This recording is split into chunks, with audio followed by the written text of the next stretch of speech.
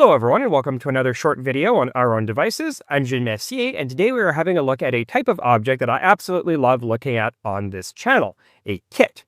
Specifically, a first aid kit. Now, that might not sound very interesting, but the practice of first aid has evolved considerably over the last century, and this particular kit contains a couple of items that you don't very often see today. So, without further ado, let's dive right in and let me show you what I mean. Now, this particular kit was manufactured by the Medical Supply Company, or MSCO, of Rockford, Illinois, and distributed by the Safety Supply Company Canada, or Safeco. Now, unfortunately, I haven't been able to find very much information about either of these companies, though MSCO appears to have been a major supplier of medical equipment to the US military during the Second World War, and their finalized trademark and logo was registered in 1963. I also haven't been able to find out exactly when this particular kit was manufactured, though based on similar kits I found online in the general graphic design style, I'm going to guess late 1950s to mid 1960s. Anyway, let's open this up and let's see what we can find inside. Most of these items are what you would expect to find even in a modern first aid kit. So, for example, a box of bandage compresses made by A.E. Halpern Company Incorporated, or Halco, of Boston, Massachusetts, a roll of gauze, a box of adhesive bandages, a tourniquet, and another box of bandage compresses manufactured by Safeco, a pair of tweezers, and a number of Curad bandages manufactured by Bauer & Black of Chicago. This brand was introduced in 1951 and was the first to introduce the now familiar peel-apart wrapper. Previously, the more famous Johnson & Johnson Band-Aid brand used wrappers that you open using an embedded red pull string. Now, interestingly enough, I have written a script for Today I Found Out about the history of the Band-Aid, but it hasn't been published yet. As soon as it is, I will definitely add the link to the description of this video. Anyway, so far so normal, but as I said, there are a couple of items in here that are a little bit unusual, such as these Safeco tubes of burn ointment, which according to the label contain benzyl alcohol, oxyquinoline, sulfur, and a bland vegetable ointment base. Now, benzyl alcohol, oxyquinoline, and sulfur all have antibacterial and antifungal properties, with benzyl alcohol in particular being a bacteriostatic, that is, it prevents the growth of bacteria without necessarily killing them. It is also a non-toxic solvent widely used in a variety of household goods, including lotions and soaps, and is also used in the treatment of head lice, interfering with the lice's respiratory systems. Anyway, like most burn ointments, this really doesn't treat the burn itself, but rather prevents it from becoming infected as it heals. And the inclusion of this particular formulation in this kit further dates it to the 1960s because in that decade it would be largely supplanted by another compound, silver sulfadiazine, which would remain the de facto standard burn ointment for much of the remaining century. And it wasn't until fairly recently that this was replaced as the primary treatment for first and second degree burns by more effective antibiotic formulations like Neosporin, composed of a mixture of neomycin, polymyxin B, and bacitracin, and polysporin, which substitutes garamycin or gramicidin for neomycin. However, silver sulfadiazine is still widely used to treat third degree burns. Moving on, this kit also contains another topical disinfectant, Isodyne swabs manufactured by the Davis Emergency Equipment Company of Newark, New Jersey. This contains a solution of polyvinyl pyrrolidone iodine, also known as PVPI, which is a complex of iodine and the polymer polyvinyl pyrrolidone, or PVP.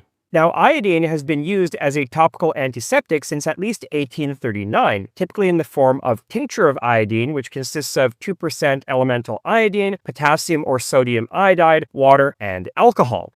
Now, PVPI, developed in 1955 at Industrial Toxicology Laboratories, is designed to be more persistent than simple iodine solutions, with the iodine slowly leaching out of the PVP polymer complex over a longer period of time. And to use one of these, you pull it out of its protective cardboard tube and squeeze this plastic sleeve to break the glass ampule inside. The PVP1 solution is then absorbed into this cotton swab, allowing it to be easily applied to the skin.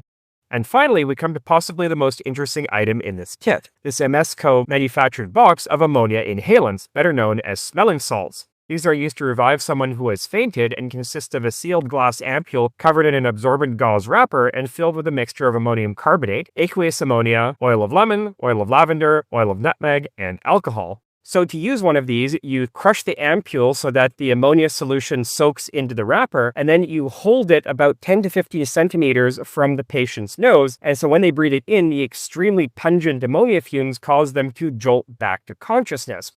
Now, inhalants like this have been used since at least the 17th century, but are very rarely seen today for a number of reasons. Number one, we now understand that fainting or syncope is a temporary disorder that usually corrects itself within a few minutes. If it lasts more than a few minutes, then it's usually indicative of a more serious medical emergency that requires more dire intervention than just smelling salts.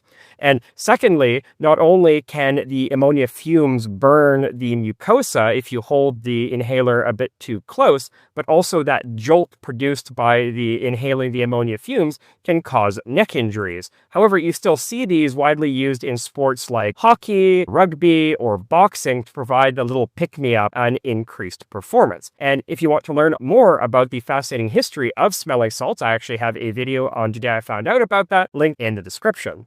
But we're not quite done yet, because this kit contains another interesting surprise. On the inside of the lid is a label with instructions on how to treat various injuries. And at the top of the list are instructions on how to perform artificial respiration, which you may notice is very different from modern CPR. Indeed, CPR as we know it today wasn't developed until the 1960s and not really popularized until the 1970s. And prior to this period, all sorts of weird and wonderful methods for artificial resuscitation were developed. For example, the Sylvester method, developed by British physician Henry Sylvester in 1858, involved placing the patient on their back and alternately stretching their arms over their head and crossing them over their chest to expand and compress the rib cage. The particular technique depicted in this first aid kit is the Holger-Nielsen method, developed in 1932 by a Danish Olympic athlete of the same name, and which involved laying the patient prone, straddling them, and applying compressions to the small of the back. Now, on a bit of a personal note here, the anachronistic use of modern CPR in media set before the 1970s is one of my all-time pet peeves, right up there with the inappropriate use of defibrillators to treat cardiac arrest. It just doesn't work that way. And by the way, if you want to learn a lot more about the evolution of CPR and other resuscitation techniques, I also have a pair of videos on the subject over on Today I Found Out. Links, as always, in the description.